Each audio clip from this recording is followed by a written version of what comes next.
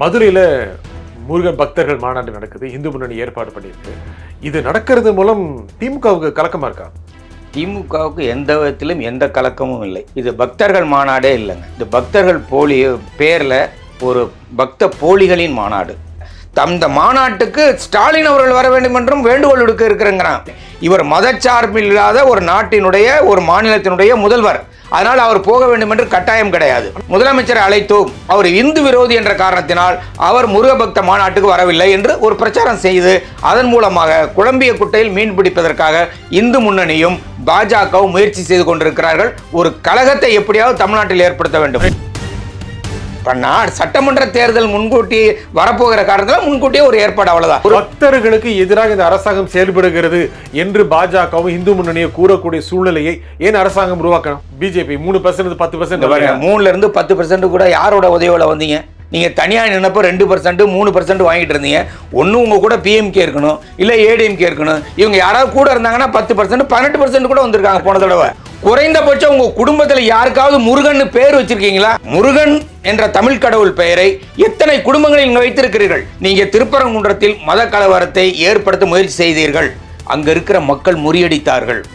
அதே மதுரையை மையமாக கொண்டு மீண்டும் ஒரு கலவர பூமி ஆக்குவதற்கு முருக பக்தர்கள் என்ற பெயரில் முயற்சி செய்கிறீர்கள். இது திட்டமிட்ட ஒரு கலவரத்தை உருவாக்குவதற்கான ஒரு செயலாகத்தான் நான் பார்க்கிறேன்.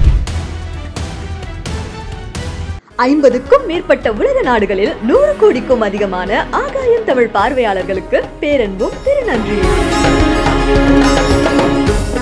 வணக்கம் ஆகாயம் நண்பர்களே. மதுரையில் முருகன் மாநாடு, இது ஆன்மீகமா அரசியலா? இதன் மூலம் திமுகவுக்கு கலக்கமா? இதை பற்றி பேசுவதற்காக அரசியல் விமர்சகர் திரு துரைபாண்டியன் நீங்க வந்திருக்கார். வணக்கம் திரு துரைபாண்டியன். வணக்கம். மதுரையில் முருகன் பக்தர்கள் மாநாடு நடக்குது. இந்து முன்னணி ஏற்பாடு பண்ணியிருக்கு. இது நடக்கிறது மூலம் திமுகவுக்கு கலக்கமா இருக்கா? திமுகவுக்கு எந்த விதத்திலும் எந்த கலக்கமும் இல்லை. இது பக்தர்கள் மாநாடே இல்லைங்க. இது பக்தர்கள் போலி பேரில் ஒரு பக்த போலிகளின் மாநாடு.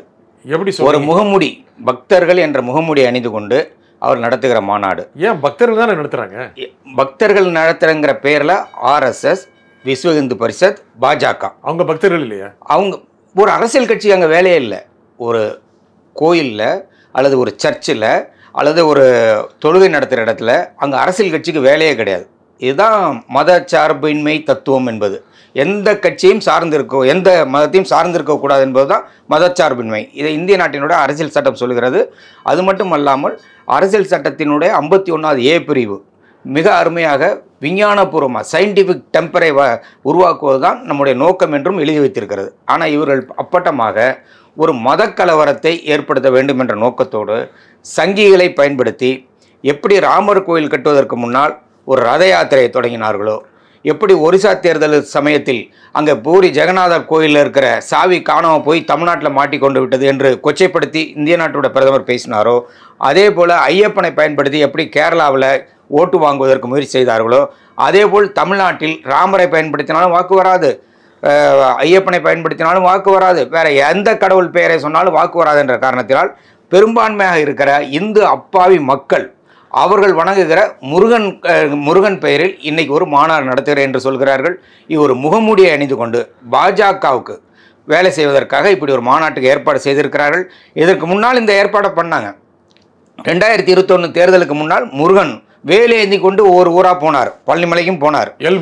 எல் முருகன். ஆனால் ஒன்றும் முருகன் வேலையை முருகனை ஏந்தி கொண்டு சென்றார். ஆனால் ஒன்றும் வாக்குகளாக மாறவில்லை. இப்போ பாஜகவும் அதிமுகவும் கூட்டணி சேர்ந்த பிறகும் அவர்களுக்கு சந்தேகம் வந்துவிட்டது. அதனால் எப்படியாவது மதுரையை சுற்றி திருப்பரங்குன்றத்தை பயன்படுத்தி ஒரு கலவரத்தை ஏற்படுத்த முயற்சி செய்தார்கள். அது குன்றமா அல்லது சிக்கந்தர் மலையா என்ற ஒரு கேள்வியை இந்திய நாட்டினுடைய உள்துறை அமைச்சரை கேட்டுவிட்டு போயிருக்கிறார். அது மட்டும் இல்லாமல் ஆசீர்வாதம் செய்திருக்கிறார். முருகன் வழிபாட்டுக்கு, முருகன் 22ஆம் தேதி மாநாட்டுக்கு நல்லா கூட்டம் சேர்க்க வேண்டும் என்று சொல்லி இப்போ இன்றைக்கி வழக்கு போட்டார்கள். வழக்கு போடும்போது எவ்வளோ பொய் சொல்லியிருக்காங்கன்னு இன்றைக்கி நீதியரசர் புகழேந்தியை ரொம்ப தெளிவாக சொல்லியிருக்கார். என்னன்னா, எவ்வளோ பேர் வருவீங்கன்னு கேட்குறார். அதுக்கு சரியாக பதில் சொல்ல. அடுத்தது என்ன, 20,000 பேர் வரலாங்கிறாங்க. அடுத்தது என்ன, 5 லட்சம் பேர் வரலாங்கிறாங்க. அது எப்படி, என்ன பண்ண போகிறீங்க? அறுபடை வீடுகளை அங்கே கொண்டு வந்து வைக்க போகிறோம்.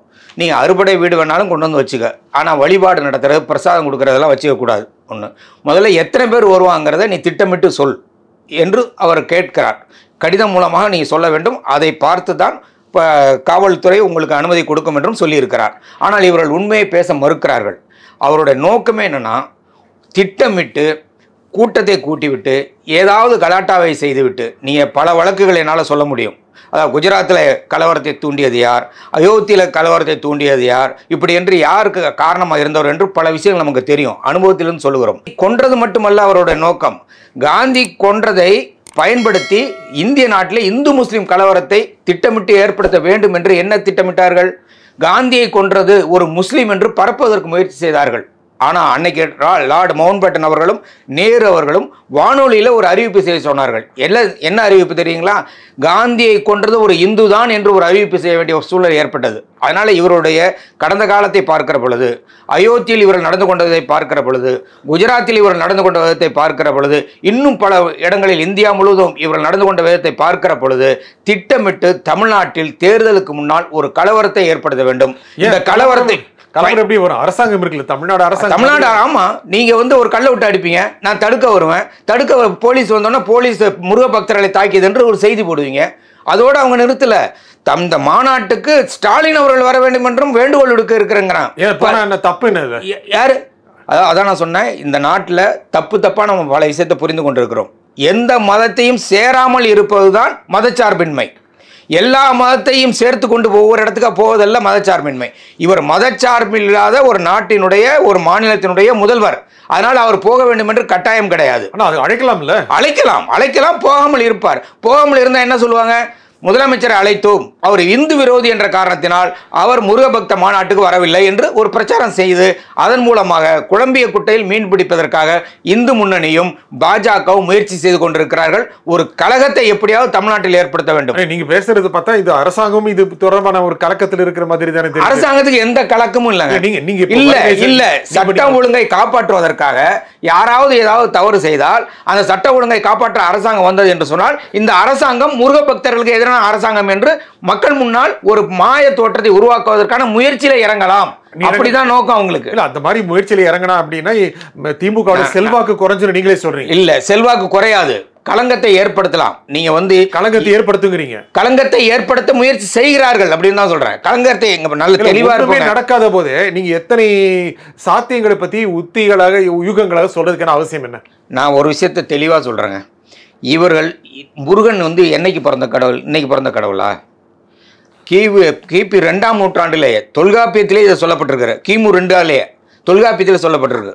முருகநாட்டு படை என்று ஒரு பாடலே இருக்கிறது. அதெல்லாம் எப்பயோ. இந்து முன்னணி தொடங்கப்பட்டது எப்போது? 1980. பாஜக தொடங்கப்பட்டது எப்பொழுது? 1980. 1980 கூட தெரியாத முருகன் திடீர்னு எப்படி உங்களுக்கு முருகன் மேல பக்தி வருது? ஏன் வரக்கூடாது? ஏன் வரக்கூடாது? இல்ல, உங்களுக்கு திடீர்னு பக்தி வந்தா எனக்கு ஒரு சந்தேகம் வருது. ஏன்னா சொல்றீங்க திடீர்னு பக்தி இல்லையே? இல்லையே, திடீர் பக்தி தான். அந்த திடீர் பக்தினாவே ஆபத்துன்னு அர்த்தம். பல பேர் பக்தி வேஷம் போட்டு தான் நாட்டை ஏமாத்திட்டு இருக்காங்க. அப்படி இவங்க வேஷம் போட்டு ஏமாத்தி வாக்குகளை பெற முடியுமா என்று முயற்சி செய்கிறார்கள். நிச்சயமாக தப்பு தான். கடவுள் பெயரால் ஒரு மாநாடு நடத்தி வாக்கு சேகரிப்பது தவறுதான். அங்க நயினார் நாகேந்திரனுக்கு என்னங்க வேலை? இந்து முன்னணி ஆர்கனைஸ் அமைப்பாளர்கள் செயல்பட என்று சொன்னால் அவங்க பண்ணட்டும். அல்லது பக்தர்கள்னா பக்தர்கள் போய் பண்ணாங்க. அங்க நயினார் நாகேந்திரன் யாருங்க அந்த இது கம்பு நடுறதுக்கு போறாரு? கால்கோள் விழாவுக்கு போறாரு. முருக பக்தரா போக கூடாது? ஏன் முருக பக்தரா போனா நீ கட்சி தலைவன் அங்க இருக்க கூடாது? இல்லையே, அவர் சொல்லவே இல்லையே. கட்சி தலைவராக தான் போயிருக்காரு. ஒரு கட்சி தலைவர் என்ற முறையில் தான் அங்கே கலந்து கொண்டிருக்கிறார். ஒரு கட்சி தலைவர் முருக பக்தரா இருக்க கூடாதா? முருக பக்தரா இருக்கலாங்க, அது அவங்களுடைய தனிப்பட்ட உரிமை. ஆனா பொதுவெளியில் அதை காட்டிக் கொள்வது. இந்த நாட்டினுடைய பிரதமர் ராமர் கோயில் திறப்பு விழாவுக்கு சங்கராச்சாரியார்லாம் எதிர்ப்பு தெரிவிக்கிறாங்க. 4 சங்கராச்சாரியார் ராமர் கோயில் திறப்பு விழா தவறு, நீ ஆகம விதிகளை கடைபிடிக்கவில்லை, அதுவும் பாதி முடியாமல் இருக்க பொழுது போகக்கூடாது என்று சொல்கிற பொழுது இந்திய நாட்டுடைய பிரதமர் சயின்டிபிக் ஃபெர்வரை உருவாக்க வேண்டும், ஒரு விஞ்ஞானபூர்வமான அணுகுமுறையை கடைபிடிக்க வேண்டும் என்று சொல்கிற அரசியல் சட்டத்தை காப்பாற்ற வேண்டிய பிரதமர் போய் விரதம் இருந்துட்டு குளிச்சுட்டு போய் கும்பத்தை தூக்கிக்கிட்டு இங்கிருந்து போறார். உலகத்தில் இருக்கிற அத்தனை தொலைக்காட்சியிலும் அவரை தான் காட்டிட்டு இருக்காங்க. ஏன்னா மே மாதத்தில் தேர்தல் வரப்போகுது. ஜனவரி 22ஆம் தேதி இந்த நாடகம் நடத்தப்படுகிறது. இப்போ மே மாதத்தில் மறுபடியும் தமிழ்நாட்டில் சட்டமன்ற தேர்தல் நடைபெற இருக்கிறது. அது அடுத்த வருஷத்துக்கு 10 மாதத்துக்கு முன்னாடி இப்படி ஒரு தயாரிப்பை பண்ணிட்டு இருக்காங்க. இது ஏன் இதுக்கு முன்னாடி வரல? நீங்கள் கேட்ட கேள்விக்கு நான் திருப்பி கேள்வி கேட்குறேன். ஏன் இதுக்கு முன்னாடி உங்களுக்கு பக்தி வரல? தேர்தலுக்கு முன்னாடி தான் உங்களுக்கு பக்தி வருமா? பக்தி இருந்துச்சு, இப்பதான் வெளியே காமிக்கிறாங்க. ஏன் இப்ப வெளியே காட்டுறீங்க? என்ன தப்புன்னு இல்ல, அதான் ஏன் இப்ப வெளியே காட்டுறீங்க? உங்களுடைய நோக்கம் ஓட்டு வெளியே காட்டக்கூடாதா? பக்தியை கூட்டம் போட்டு காட்டுவது. நான் வந்து வள்ளுவர், மழித்தலும் நீட்டலும் வேண்டாம், உலகம் பழித்தது ஒழித்து விடுன்னு நான் வள்ளுவன். அதாவது மொட்டை அடிக்கிறதா இருக்கிறதும் தாடி வளர்க்குறதும் இல்லை, கெட்ட பழக்கங்களை கைவிடுவதுதான், நல்ல நோக்கங்களை வைத்திருப்பதுதான் சரியான பக்தி என்று சொல்லுவார். ஆனால் இவர்கள் இதுவரையில் நடத்தின பக்தி பாருங்க. விநாயகருக்கு வந்து ஊர்வலம் நடத்துறேன்னு சொல்லி திருவள்ளிக்கேணியில் கலவரத்தை மூட்டியது யார்? அது எப்போ நடந்தது அல்ல. இப்ப கூட அது ஒரு கேள்வி இருக்கு. இப்ப கூட ஒரு கேள்வி இருக்குங்க. விநாயகர் ஊர்வலம் என்ற பேர்ல கலவரத்தை மூட்டினீங்க, திடீர்னு முருகனை ஏன் விநாயகருக்கு அவ்வளவு முக்கியத்துவம் கொடுக்கல? நீங்க வடநாடு முழுவதும் எங்கேயாவது முருகனுக்கு கோயில் இருக்கான்னு கேள்விப்பட்டிருக்கீங்களா? தென்னாட்டில் சில இடங்கள்ல இருக்கு, ஆந்திராவில் இருக்கு, கேரளாவில் இருக்கு, கர்நாடகாவில் இருக்கு. அங்கெல்லாம் கூட முருகனுக்கு என்ன பேர் தெரியுங்களா? சுப்பிரமணிய சாமி, ஸ்கந்தன். முருகன் என்பது தமிழ் பெயர், அழகு என்று பெயர், இளமை என்று பெயர். ஆனா அங்கே எல்லாம் முருகன் என்று அழைப்பதே இல்லை இவர்கள். எங்கேயாவது வடநாட்டில் எங்கேயாவது ஒரு முருகன் கோயில் இருக்கா? அது தமிழ் கடவுள் முருகனுக்கு யாருக்கு விழா நடத்துறாங்க? ஏன் சந்தேகம் வராது? சமஸ்கிருதத்தை வலியுறுத்துகிறவர்கள், இந்தியை வலியுறுத்துகிறவர்கள், இந்தி படிக்க பயிற்றுவிக்கப்படவில்லை என்று சொன்னால் உங்களுக்கு கல்விக்கு பணம் கொடுக்க மாட்டேன் என்று சொல்லி 2192 கோடி ரூபாய் நிறுத்தி வைத்திருக்கிறவர்கள் இப்பொழுது தமிழ் கடவுள் முருகன் மீது பக்தி வருகிறது என்று சொன்னால் இது ஒரு நாடகம், இது ஒரு கபடதாரி நாடகம் என்றுதான் நினைக்க தோன்றுகிறது. ஓட்டு பொறுக்குவதற்காக இவர்கள் இப்படி ஒரு பக்தர்கள் என்ற முகமூடி அணிந்து கொண்டு வருகிறார்கள். தமிழ்நாட்டு மக்கள் ஏமாற மாட்டார்கள். ஆனா ஒரு பக்தியை காமிக்கிறதுக்காக ஒரு மாநாடு நடத்துறாங்க, அது முழுக்க முழுக்க ஓட்டுக்காக நடத்துறாங்க அப்படின்னு ஏன் அது இணைக்கணும்? இல்ல, அதுக்காக தான். அது சட்டமன்ற தேர்தல் முன்கூட்டி வரப்போகிற காரணத்தில் முன்கூட்டியே ஒரு ஏற்பாடு, அவ்வளவுதான். நீங்க அவங்க வரலாறு பாருங்க. அயோத்தியில எப்போ கோயில் திறக்கப்படுதுன்னு பாருங்க. ஒரிசாவில் பூரி ஜெகநாதரோட சாவி காணாம போச்சுன்னு எப்ப பேசுறாங்க? எல்லா தேர்தலுக்கு முன்னாடி தான் பேசுறாங்க. சார், அந்த மாதிரி ஒரு சூழ்நிலை இருந்துச்சுன்னா மக்கள் உண்மையாவே இந்த பக்தி மாநாட்டை பார்த்து மனம் பாருங்க. முருகனுக்கு நாங்க பொங்குனி மாசம் உத்திரவு நடத்துறோம், தை மாதம் பூசம் நடத்துகிறோம், மாசியில் மகம் திருவிழா நடத்துகிறோம். நாங்கள் நடத்தாத திருவிழாவுக்கு மேலேயே நீங்கள் நடத்த போகிறீங்க? முருகனுக்கு வந்து பங்குனி உத்திரத்துக்கு வராத கூட்டத்துக்கு மேலேயே நீங்கள் கூட்ட போகிறீங்க? அங்கே எங்கேயாவது கலவரம் நடந்திருக்காங்க? அழகருக்கு நாங்கள் கோயிலில் திருவிழா நடத்த 30 லட்சம் பேர் வந்துட்டு போகிறோம். அதில் வந்து இந்து மக்கள் வந்து வர்றாங்க, அங்கே முஸ்லீம் மக்கள் உணவு படைக்கிறாங்க, அருந்துவதற்கு குடிநீர் கொடுக்குறாங்க, பல்வேறு விதமான இனிப்பு வகையில் வழங்குகிறார்கள். எந்த கலவரமும் இல்லைங்க. ஆனால் நீங்கள் கூட்டத்தில் தான் கலவரம் வருது. இல்லை, இதுவே வராதுக்கு அப்புறமே ஏதோ வரப்போது ஏன் பயம் காட்டுறீங்க? எந்த அனுபவத்தில் சொல்கிறோன்னா அயோத்தியில் நடந்த அனுபவத்தில் சொல்கிறோம். இல்லை, குஜராத்தில் நடந்த அனுபவம். அது எப்போ நடந்தது? எப்போ நடந்தது இல்லை. நீங்கள் திட்டமிட்டு எப்போ வேணாலும் நடத்துவீங்க. அதுதான் எங்களுக்கு பயமா இருக்கு. நீங்கள் எப்பொழுது வேண்டும் அரசாங்கம் கட்டுப்படுத்தலாம்ல. அரசாங்கம் கட்டுப்படுத்தும், அது வேற விஷயம். அப்படி அரசாங்கம் கட்டுப்படுத்தினாலும் அதுக்கு ஒரு களங்கத்தை ஏற்படுத்த நீங்க முயற்சி பண்ணுவீங்க. உங்க நோக்கம் எதுவுமே அது இந்து முன்னணி, அதாவது பக்தர்களுக்கு எதிராக இந்த அரசாங்கம் செயல்படுகிறது என்று பாஜகவும் இந்து முன்னணியை கூறக்கூடிய சூழ்நிலையை ஏன் அரசாங்கம் உருவாக்கணும்? அரசாங்கம் உருவாக்கவே இல்லையே. அரசாங்கம் நீங்க நடத்தாதீங்கன்னு எங்கேயும் பேசவே இல்லைங்க. எங்கேயும் அரசாங்கம் தடை செய்வோம்னு சொல்லவே இல்லை. நீங்கள் வந்து கூட்டம் கூட்டுறீங்க, அது சட்டப்படி நடந்துங்க, அவ்வளோதான். அதுவும் அரசாங்கம் பேசலை, கோர்ட்டு தான் பேசியிருக்கு. இதுவரையில் அரசாங்கம் பேசவே இல்லை. ஆனால் நீ அப்படி பார்த்தீங்கன்னா இந்த அரசாங்கம் பக்தர்களுக்கு செய்தது போல வேற எந்த அரசாங்கமோ அதை செய்திருக்குமா சொல்லுங்க? 3000 கோயிலுக்கு குடமுழுக்கு நடத்தியிருக்கிறார்கள். பக்தனாக இருக்க இல்லாதவங்கன்னு சொல்றீங்க ஸ்டாலினை. ஆனால் அவர் ஆட்சியில் தான் 3000 கோயிலுக்கு குடமுழுக்கு நடத்தியிருக்காங்க. அவர் ஆட்சியில் தான் இடிஞ்சு போன கோயிலெலாம் கட்டிக்கிட்டு இருக்கிறாங்க. அவர் ஆட்சியில் தான் பல ஆயிரக்கணக்கான கோடி ரூபாய் கோயில் நிலங்களை மீட்டு அரசாங்கத்துக்கு கொண்டு வந்திருக்கிறார்கள். இதெல்லாம் பத்தலைன்னு சொல்றாங்க. இதெல்லாம் பத்தலைன்னு சொன்னா அவங்க என்ன சொல்றாங்க தெரியுங்களா? அவங்களுக்கு இந்த கோயிலில் வர பணத்தை சிதம்பரம் கோயில் போல அன்னக்கொண்டன் மணியா கருப்பு பணமாக மாற்ற வேண்டும் என்று சொல்கிறார்கள். கோயில் வருமானத்தை சமூகத்திற்காக, கல்விக்காக, மக்களுக்காக, மருத்துவத்துக்காக செலவு செய்யக்கூடாது என்கிறார்கள். கல்லூரி கட்டக்கூடாது என்கிறார்கள். அது சிதம்பரம் கோயிலில் ஏதாவது கணக்கு உண்டா? ஒரு யாகம் நடத்தவருக்கு 50,000, 1 லட்சம், 2 லட்சம் கொடுத்து நடத்துறாங்க. ஆனால் அந்த சிதம்பரம் கோயிலில் வருமானமே இல்லை, 20,000 வந்துச்சு, 2,000 வந்துச்சுன்னு கணக்கு கொடுக்குறாங்க. இது கோர்ட்டு, நீதிமன்றமே கடுப்பாகி ஒரு வழக்கில் பதிலே சொல்கிறாங்க. என்னையா 1 பைசா கூட வரலன்னு சொல்கிறீங்க, பொய் சொல்கிறீங்களான்னு கேட்குறாங்க தீட்சிதர்களை பார்த்து. அதனால் வந்து பாஜக போடுகிற வேஷம் தமிழ்நாட்டு மக்களுக்கு புரியுங்க. இது ஒரு திராவிட மண், பெரியாருடைய பூமி. நாங்களாம் பெரியாரின் பேரன்கள். நீங்கள் என்ன பித்தலாட்டம் செய்தாலும், என்ன வேடம் அணிந்து கொண்டு வந்தாலும் உங்கள் முகமூடியை கிழிப்போம். முருகனை பற்றி சொல்லும்போது சொல்லுவாங்க, திருச்செந்தூரில் சூர சம்ஹாரம் நடைபெறுகிறது என்று சொல்வார்கள். 2026 தேர்தலில் சூர சம்ஹாரத்தை திமுக தலைமையில் இருக்கிற கூட்டணி கட்சி நடத்தி பிஜேபியின் முகத்திரையை கிழிக்கும். ஆனால் இந்த மாதிரி பல பேர் சொல்லிட்டு இருக்காங்க. ஆனால் பிஜேபி வளர்ந்துதான் இருக்கு. அது வளர்ச்சி என்ன என்ன என்ன வளர்ச்சி? 10க்கு வரலையா? யாரு?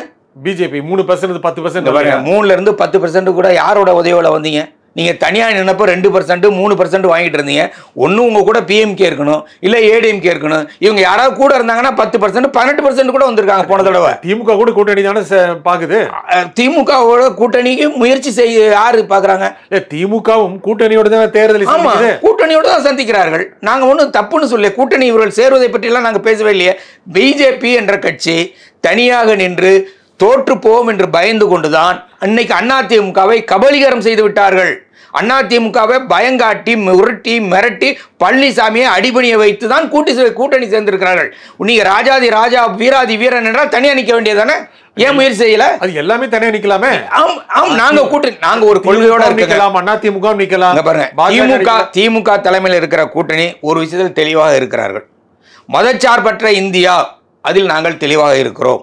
அதே போல இன்னைக்கு நடக்கிற பல்வேறு விதமான தாக்குதல், மாநில சுயாட்சிக்கு எதிராக மத்திய அரசு செயல்படுவதை எதிர்த்து திமுக கூட்டணி நிற்கிறது. அதனால பல கட்சிகள் சேர்ந்து இருக்கிறார்கள். உங்களால் சொல்ல முடியுமா அதிமுக கூட்டணி இன்னைக்கு உருவாகி இருக்கிறது? பாஜக கூட்டணி உருவாகிறது என்று சோழா ஹோட்டலில் உட்கார்ந்து அறிவிப்பு செய்ய போகிறார்கள். பத்திரிகையாளர்கள் குழுமி இருக்கிறார்கள். ஆனால் ஏன் எடப்பாடி பழனிசாமி பேச விடவில்லை? அல்லது இவர் ஏன் பேச முயற்சி செய்யவில்லை? அதுக்கப்புறம் நிறைய பேசிட்டார். அதுக்கப்புறம் என்ன பேசுறீங்க? இப்போ கூட நேற்று வரல என்ன பேசுறீங்க? கூட்டணி ஆட்சி என்று பாஜக சொல்லுகிறது, இல்லை என்று அதிமுகவில் சில பேர் சொல்றாங்க. ஆனா மறுபடியும் நயினார் நாகேந்திரன் என்ன சொல்றாரு? முதலமைச்சர் பழனிசாமி தான் ஆனான்ட்டு போயிட்டாரு. இன்னைக்கு பத்திரிகையாளர் சந்திப்புல முதலமைச்சர் பழனிசாமி தான் ஆனால் அதுக்கு என்ன அர்த்தம்? அவங்களுக்கு ஆசை இருக்கு, ஆசை இருக்கலாம். ஆனா நீங்க பாஜகவோட அனுபவம் இதுவரை மாநில கட்சிகளை எப்படி அழித்திருக்கிறார்கள். இன்னைக்கு முருகனை பத்தி விநாயகரை பத்தி ஒரு கதை கூட சொல்லுவாங்க. மாம்பழத்துல தான் சண்டை வந்துச்சுப்பாங்க. இன்னைக்கு அந்த மாம்பழ கட்சியே எவ்வளவு சண்டை மூட்டி விட்டுருக்காங்க பாஜக பாருங்க. எவ்வளவு பிரச்சனை பாருங்க. அப்பா பிள்ளைக்குள்ள இல்லைங்க, அப்பா பிள்ளைக்குள்ள சண்டை. அந்த அப்பா பிள்ளைக்குள்ள இருக்கிற சண்டையை பாஜகவோட கூட்டணி சேருவதற்கு முயற்சி செய்யற யார் போறாங்க? குருமூர்த்தி போறார். குருமூர்த்திக்கும் பாமகவும் என்ன சம்பந்தம்? சேர்த்து வைக்க ஏன் சேர்த்து வைக்க வேணும்? ஏன் கூடாது? அதிமுகவோட கூட்டணி சேர்ந்த அப்புறமும் உங்களுக்கு பயம், அதனால பாமகவை சேர்க்கணும். பாமகவோட கூட்டணி சேர்ந்த அப்புறமும் பயம், அதிமுகவோட கூட்டணி சேர்ந்த அப்புறமும் பயம். இதெல்லாம் விட்டுட்டு இப்ப முருக பக்தர்களுடன் சேர்ந்து ஒரு மாநாடு நடத்தி ஓட்டு பொறுக்க முடியுமான்னு பாக்குறீங்க. அவ்வளவுதான். முருகன் பெயர் கொண்டு தமிழ்நாட்டு மக்களை ஒன்றிணைப்பது தவிர என்ன? முருகன் பெயர் கொண்டு நீங்க தமிழ்நாட்டு மக்களை ஒன்றிணைப்பது என்று சொன்னால் நான் இப்போ ஒரு கோரிக்கை வைக்கிறேங்க. தமிழ்நாட்டில் இருக்கிற அனைத்து கோயில்களையும் தமிழில் அர்ச்சனை செய்யப்படும் என்று பாஜக இந்து முன்னணியை தீர்மானம் போட சொல்லுங்க. முருகன் கோயிலில் எப்பங்க தமிழ் வந்தது? 2021 திமுக ஆட்சி வந்த பிறகுதான் தமிழிலே அர்ச்சனை செய்யப்படுகிறது. இன்னைக்கு எல்லா கோயில்களிலும் முருகனுக்கு அர்ச்சனை தமிழில் செய்யற மாதிரி எல்லா கோயிலும் தமிழில் அர்ச்சனை செய்யப்படும் உங்களால் சொல்ல முடியுமா? இன்னைக்கு புரியாத மொழி, எந்த மொழி பேசினாலும் கடவுளுக்கு புரியாது, அது வேற விஷயம். சமஸ்கிருதத்தில் நீங்க பேசுறீங்க, நான் பணத்தை கொடுத்துட்டு நான் பார்த்துக்கிட்டு இருக்கிறேன், இவர் என்ன சொன்னார் கடவுள்கிட்டன்னு. அப்போ புரியுற மொழியில் ஏன் பேச மாட்டேங்கிறீங்க? அப்போ நீ உண்மையான முருக பக்தர் என்று சொன்னால் நீ எல்லா கோயில்களிலும் நீங்க உங்களுக்கு மேல் தமிழ் மீது காதல் இருந்தால், தமிழ் கடவுள் முருகன், அதுவும் அவன் என்ன கடவுள் தெரியுமா உங்களுக்கு? மலையில வாழ்ந்த கடவுள், வேடன். முருகன் என்பவன் ஒரு வேடன், மலைவாழ் மனிதன். அந்த மலைவாழ் மனிதனுடைய வேலையை என்னன்னா வேலு கொண்டு குத்தி உணவுக்காக அலைஞ்சவன். அந்த வேடனை தேடி நீங்க அலையிறீங்க. நான் இப்போ ஒரு கேள்வி கேட்கட்டுமா? உங்களில் எத்தனை பேர் முருகனை தென்னிந்தியாவை தவிர வட இந்தியாவில் பேசியிருப்பீங்க? எங்கேயாவது முருகனுக்கு ஒரு கோயில் கட்டியிருப்பீங்களா? நீங்க திடீர்னு வர்றீங்களே, எங்க இருந்து? யோகி ஆதித்யநாத் வருவாரு, பவன் கல்யாண் வருவாரு. பவன் கல்யாண் யாருங்க? அவர் பக்தர் ஆயிட்டார். இப்போ அவர் மனைவி யாருன்னு தெரியுமா உங்களுக்கு? நான் பர்சனல்னு எடுக்காதீங்க. மனைவி யாரு? அவங்க ஒரு கிறிஸ்தவர், அவர் வெளிநாட்டை சேர்ந்தவர். இவர் தமிழ் கடவுளை பத்தி பேச வர்றாரு. அடுத்தது ஒரு கேள்வி, விநாயகருக்கு ஒரு பர்த்டே உண்டு தெரியுங்களா உங்களுக்கு? விநாயகர் சதுர்த்தின்னு. முருகனுக்கு பர்த்டே என்னைக்காவது நீங்க கொண்டாடி இருக்கீங்களா? குறைந்தபட்சம் உங்க குடும்பத்தில் யாருக்காவது முருகன் பேர் வச்சிருக்கீங்களா? நான் கேட்கிற கேள்விக்கு பதில் சொல்லுங்க. முருகன் என்ற தமிழ் கடவுள் பெயரை எத்தனை குடும்பங்களில் நீங்கள் வைத்திருக்கிறீர்கள்? வடநாட்டில் எத்தனை கோயில்களை கட்டி இருக்கிறீர்கள்? இன்னைக்கு தமிழ்நாட்டில் முருகனுக்கு எந்த குறையும் கிடையாதுங்க. அதான் நான் சொன்னேன், மாதம் தை மாதத்துக்கு ஒன்று, கார்த்திகை மாதத்துக்கு ஒன்று, பங்குனி மாதத்துக்கு ஒன்று, மாசி மாதத்துக்கு ஒன்றுன்னு சொல்லி முருகனுக்கு நிறைய விழா நடந்துட்டு இருக்கு. அப்படி இருக்கும் பொழுது ஏதோ குறை வச்சிட்ட மாதிரி சரி பண்ண போகிற மாதிரி நீங்கள் வர்றது என்னென்னா, நீங்கள் திருப்பரங்குன்றத்தில் மத கலவரத்தை ஏற்படுத்த முயற்சி செய்தீர்கள், அங்கே இருக்கிற மக்கள் முறியடித்தார்கள். அதே மதுரையை மையமாக கொண்டு மீண்டும் ஒரு கலவர பூமி ஆக்குவதற்கு முருக பக்தர்கள் என்ற பெயரில் முயற்சி செய்கிறீர்கள். இது திட்டமிட்ட ஒரு கலவரத்தை உருவாக்குவதற்கான ஒரு செயலாகத்தான் நான் பார்க்கிறேன். இந்த நிகழ்ச்சியின் கருத்தில் குறிப்பிட்ட துரைபாண்டியன் மிக்க நன்றி. மீண்டும் ஒரு நிகழ்ச்சி சந்திப்போம். நன்றி, வணக்கம்.